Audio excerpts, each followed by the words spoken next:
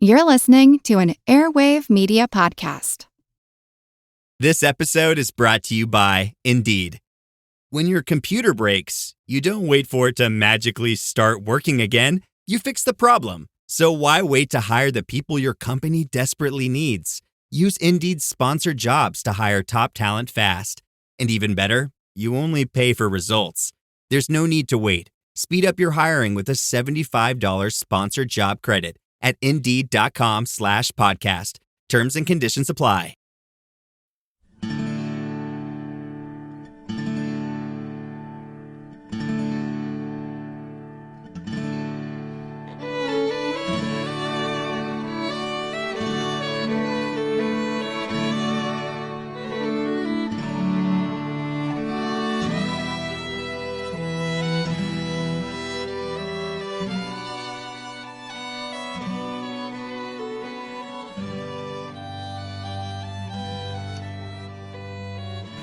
Hey everyone, thanks for tuning in to episode 509 of our Civil War podcast. My name is Rich. And I'm Tracy. Hello y'all, welcome to the podcast. As y'all will recall, we used the last episode to talk about the geography of the area where the Atlanta campaign opened and how it influenced William Tecumseh Sherman's initial plans. Sherman may have made his plans for the opening of the campaign, but by the time he moved his headquarters from Nashville down to Chattanooga in preparation for kicking things off, well, Ulysses S. Grant's grand strategy for the Union's 1864 military operations had begun to fall apart. It had, in fact, started to unravel even before Grant conceived it. As we talked about previously on the podcast, in January 1864, the powers that be in the Lincoln administration decided to send a military expedition up the Red River into western Louisiana. They also hoped to occupy East Texas. The campaign was a complex mixture of diplomatic, economic, political, and military motives. Abraham Lincoln and Secretary of State William Seward hoped that if United States military forces established a presence in the region, it might help discourage the French government in its efforts to establish control over Mexico. The expedition would also likely result in the acquisition of large quantities of cotton that would enrich powerful men in the North. But whatever the motives behind it, the Red River expedition took on a life of its own, and it was to have a profound effect on the struggle for North Georgia. Major General Nathaniel Banks, then in charge of occupied New Orleans, was selected to command the Red River expedition. The troops assigned to the expedition included 2 veteran divisions of the 16th Corps and a detachment of 17th Corps troops. The War Department assumed that Banks could quickly achieve his objectives in Louisiana, then return the borrowed men to their parent unit, McPherson's Army of the Tennessee in northern Alabama.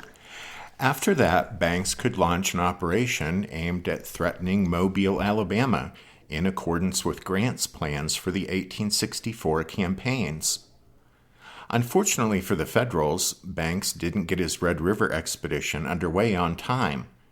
He then ran into a strong Confederate force at Mansfield, Louisiana, where he suffered a defeat on April 8th. Over the following weeks, Banks came close to losing the fleet accompanying his column because the falling water level in the Red almost left those ships high and dry. Well, in short, the campaign turned into a fiasco. By the time Banks extracted his army and got the expedition and the fleet to safety, it was too late to return the borrowed troops to McPherson for the campaign in Georgia. In addition, Banks' losses and the general confusion that the failure of the Red River expedition created in his own command compelled him to abandon any thought of moving against Mobile.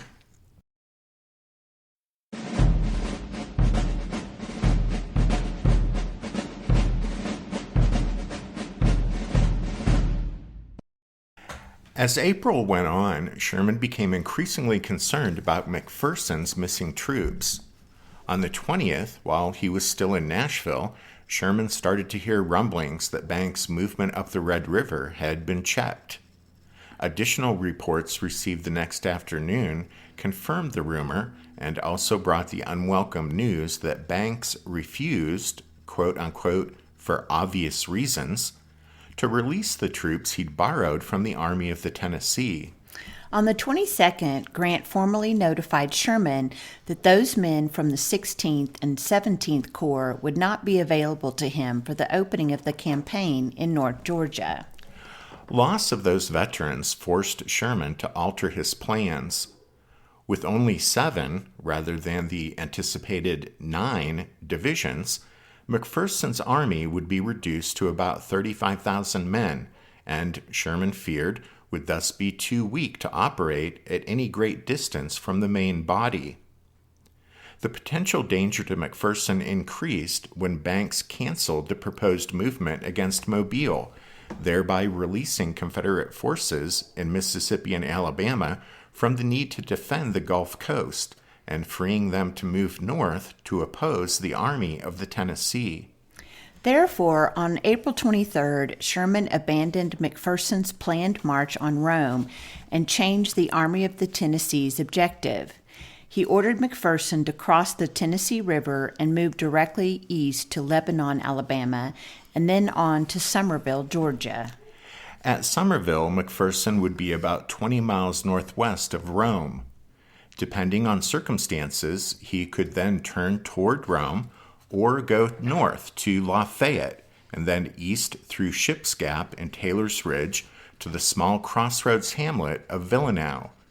From Villanau, McPherson could turn south and march about 30 miles to Rome, or continue east several miles into the northern end of Snake Creek Gap.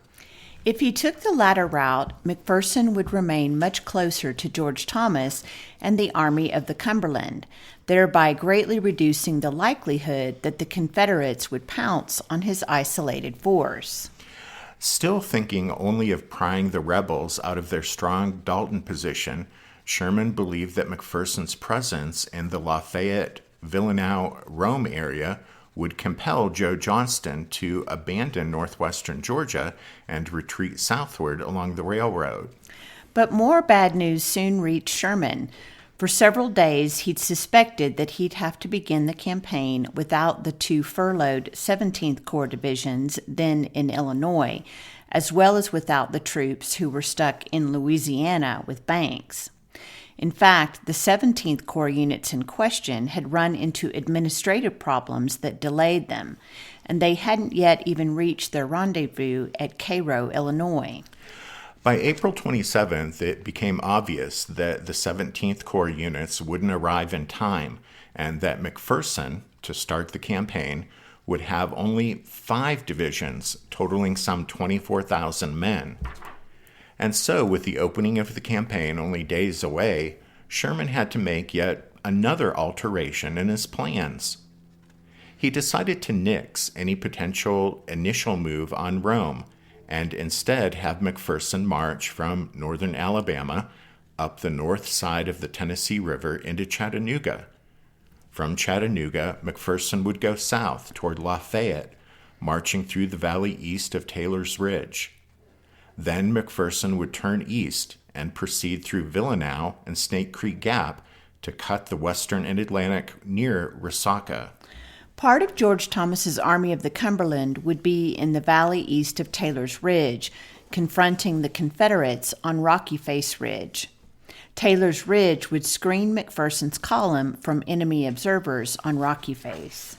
At the same time, the several gaps in Taylor's Ridge would permit fairly easy communication between McPherson and Thomas. Under this new plan, McPherson's force would simply operate as the right element of Sherman's army group, not as an independent column many miles away from the main body. In adopting this third plan, Sherman was taking up a suggestion put forth several weeks earlier by George Thomas. As we mentioned before in another episode, during some late February skirmishing in the Dalton area, the 39th Indiana Mounted Infantry of 14th Corps had surprised the rebels at Dug Gap, seized that pass, and held it for several hours until chased away by Confederate reinforcements. Although unimportant in itself, this affair drew Thomas's attention to the part of Rocky Face Ridge south of Mill Creek Gap. Soon, some of his scouts discovered Snake Creek Gap and brought word that the rebels had done nothing to obstruct or fortify it. This discovery led Thomas in March to propose that his Army of the Cumberland swing through Snake Creek Gap and cut the Western and Atlantic in the Resaca area, just east of the southern end of the gap. However, at the time, Sherman rejected Thomas's idea in favor of his preferred move on Rome. But in the changed circumstances of late April, Sherman adopted Thomas's suggestion, albeit with two major changes. Sherman said he wanted to use Thomas's large Army of the Cumberland as a sort of stable base around which to maneuver the smaller, more nimble armies of McPherson and Schofield. So he would send the Army of the Tennessee through Snake Creek Gap. Once through the pass and east of Rocky Face, McPherson would cut the railroad that was the rebels' lifeline back to Atlanta. Joe Johnston, Sherman believed, would then have no choice but to abandon Dalton and retreat, with Thomas and Schofield following hard on his heels. With the railroad cut and with the retreating rebels pressed hard by Thomas and Schofield, Sherman believed there was a good chance the enemy would be trapped and destroyed, or defeated and forced to scatter into the mountains to the east. As we've pointed out, Sherman was a general who preferred maneuver over battle.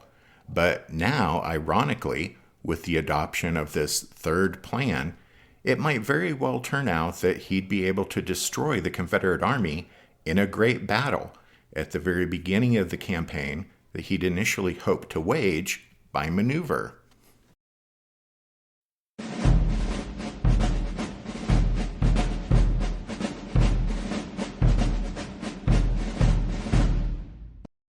While Sherman made and altered his plans, Joe Johnston sat at his headquarters in Dalton, studied his maps, and puzzled over the various reports he received.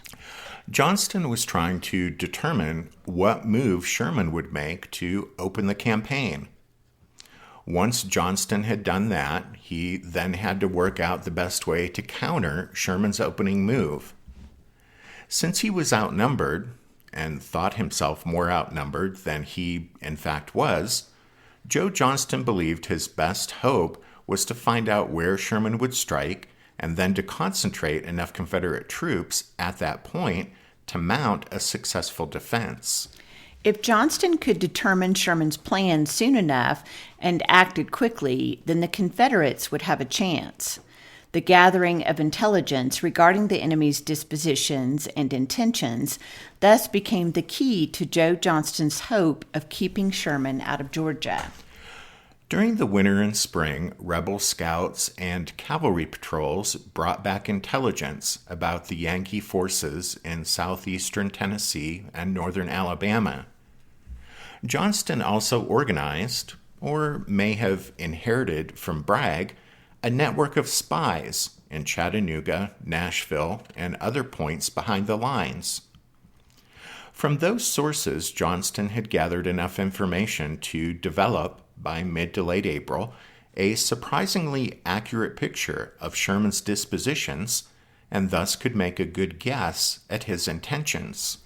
Johnston knew the general positions and composition of Sherman's major formations, especially those units in Thomas's Army of the Cumberland, which, from their base in Chattanooga, were the most direct threat to the Confederates' position at Dalton. Johnston supposed that Thomas would move directly against his positions around Mill Creek Gap and on the Crow Valley line. He believed Thomas would strike at the northern end of Rocky Face Ridge and menace Dalton from the north. Johnston knew the Crow Valley area was the weakest part of the rebel position at Dalton, and therefore would be the most logical objective for Thomas's Army of the Cumberland. It's also clear, both from Confederate correspondence and from Johnston's subsequent actions, that he was convinced that, simultaneously with Thomas's movement against Dalton, McPherson would cross the Tennessee River and march either southeast directly for Rome or south into the interior of Alabama toward the Selma-Montgomery area. If McPherson moved on the latter objective, he would be operating entirely in central Alabama and, under Confederate military policy, would be of no immediate concern to Johnston. If, however, McPherson's objective was Rome, Georgia, he would become a real problem for Joe Johnston. By the last week of April, Joe Johnston knew that Sherman would be kicking off the campaign soon, and the Confederate commander began to prepare the Army of Tennessee for active operations in the field. As early as April 19th, Johnston had directed the Army's cavalry chief, Joseph Wheeler, to move Martin's division of horsemen from its winter camps in the Rome area. And Johnston posted 2 brigades of recently arrived cavalry reinforcements at Resaca, the midpoint of his long Dalton-Rome line. Johnston instructed the commanding officer at Rome to rush the work on the defenses there, using slave labor to help with the construction. On April 24th, infantry reinforcements arrived from southeastern Alabama in the form of a brigade commanded by James Cantry. Johnston posted Cantry at Rome.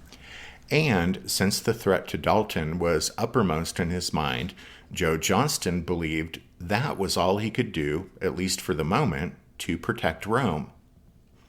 In the last days of April and into the first week of May, rebel scouts brought in an almost steady stream of reports that indicated a massive enemy concentration of troops in front of the northern end of Rocky Face Ridge and in Crow Valley. Convinced that the Federals' main effort would be in Crow Valley, Johnston focused almost all his attention on that area.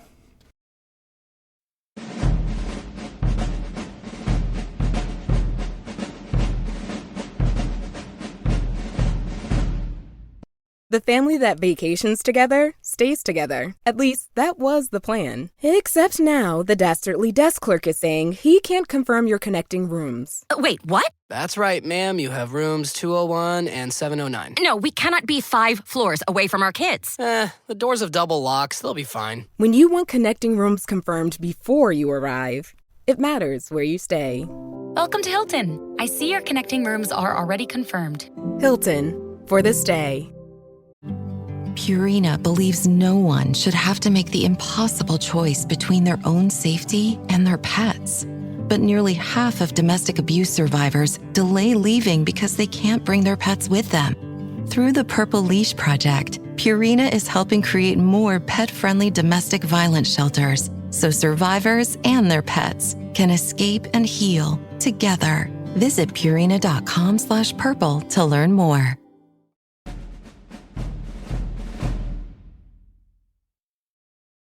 By the by, but since the last episode, it's been brought to our attention that the commander of the Army of the Ohio's last name isn't pronounced Schofield, but rather Schofield. So you may have noticed that's how we're pronouncing his name in this show.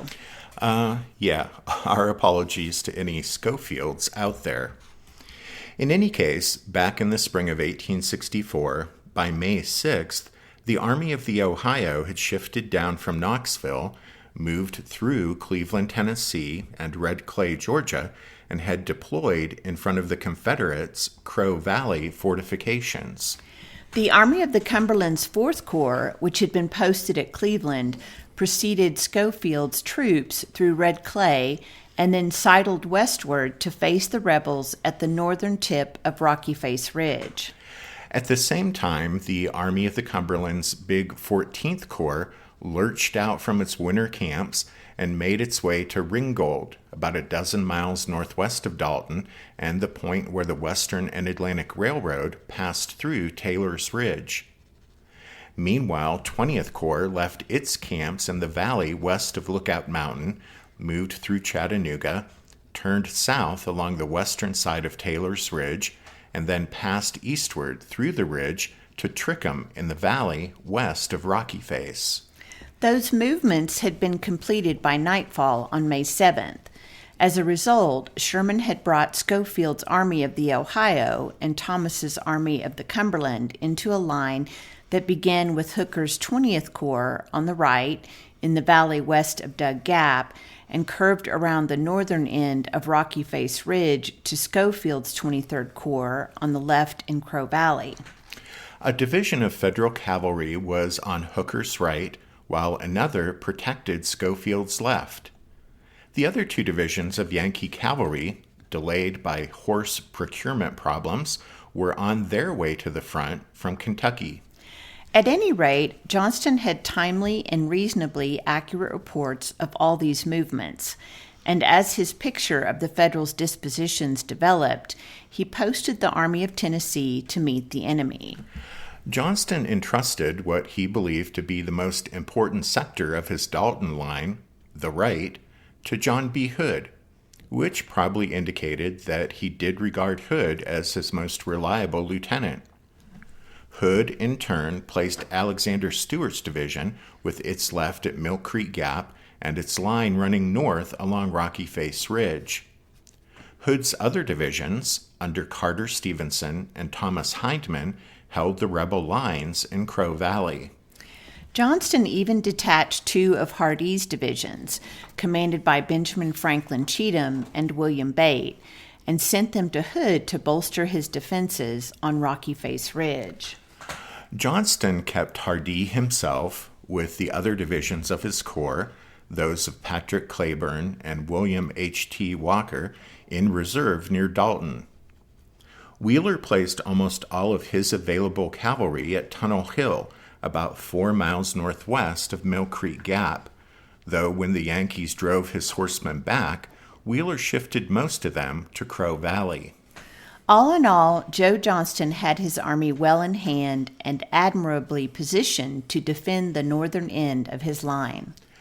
Johnston's greatest weakness was his very skimpy knowledge about Federal activities on and beyond his left, that is, to the southwest of Dalton. In early May, while skirmishing flared up at Tunnel Hill around the northern end of Rocky Face Ridge and along the lines in Crow Valley, Johnston received very little detailed intelligence about what was going on south of Dalton. To a large degree, this dearth of information was due to Wheeler's poor deployment and use of his cavalry. You see, Wheeler was far more interested in keeping his horsemen concentrated under his direct control than in using them for routine scouting and patrolling. However, Joe Johnston must also bear part of the responsibility, since he didn't insist that his cavalry commander make better use of his horsemen. And, as we've said, Johnston himself didn't seem to have much interest in what was happening beyond the immediate vicinity of Dalton. In any case, Johnston didn't get the vital intelligence he needed about what was happening on and beyond his left. Johnston's belief that if McPherson moved into Georgia, he'd head for Rome, blinded Johnston to other possible meanings of what reports of enemy activity he did receive from the south and west. As late as May 4th, Johnston took time to wire the Bishop General Leonidas Polk, who was commanding Confederate forces in the Department of Alabama, Mississippi, and East Louisiana. Johnston asked Polk, quote, "Should McPherson advance from Gunter's Landing instead of Decatur toward Rome, will your troops operate against him?" The difference was crucial, because if McPherson crossed the Tennessee River at Decatur, he'd enter the part of Alabama for which Polk was responsible. If, on the other hand, McPherson shifted east to cross the river at Gunter's Landing, he'd bypass Polk's area of responsibility and enter the small part of northeastern Alabama that Johnston was supposed to defend. Meanwhile, with Sherman already moving the Army of the Cumberland and the Army of the Ohio, the Confederate War Department bestirred itself to reinforce Joe Johnston. Several small units from the South Atlantic coast and others from the Gulf Coast, the Mobile area, were ordered to join the Army of Tennessee. Joe Johnston, though, needed much more help, and so on May 4th, he sent an urgent telegram to Richmond requesting that some of Polk's troops reinforce him from Alabama. In Richmond, Jefferson Davis and Braxton Bragg reacted to the emergency by instructing the War Department to have Polk immediately send Johnston the infantry division of William Wing Loring, then in central Alabama. Polk was also directed to join Johnston in person as soon as possible and to take with him all the troops he could spare from his department. By that time, Polk had concluded that McPherson's Federals along the Tennessee River posed no danger to Mobile or southern Alabama. That meant the Bishop General could take most of the troops from his department with him when he went to Georgia. This would be, all told, 3 infantry divisions and a cavalry division, more than 20,000 men in all. Even though it had been obvious for some time that the campaign in North Georgia would soon kick off, Polk still had his units scattered all across Alabama. Only when the orders from Richmond reached him did Polk begin collecting them and putting them in motion for Blue Mountain, some 55 miles southwest of Rome. Still thinking in terms of Johnston's May 4th message, Polk planned to concentrate his troops at Blue Mountain to oppose what he assumed would be McPherson's march from Gunter's Landing toward Rome. However, as we'll see next time, Joe Johnston, on May 5th and 6th, was going to change the deployment of his forces, and as part of that, he would tell Polk he wanted him to head directly to Rome.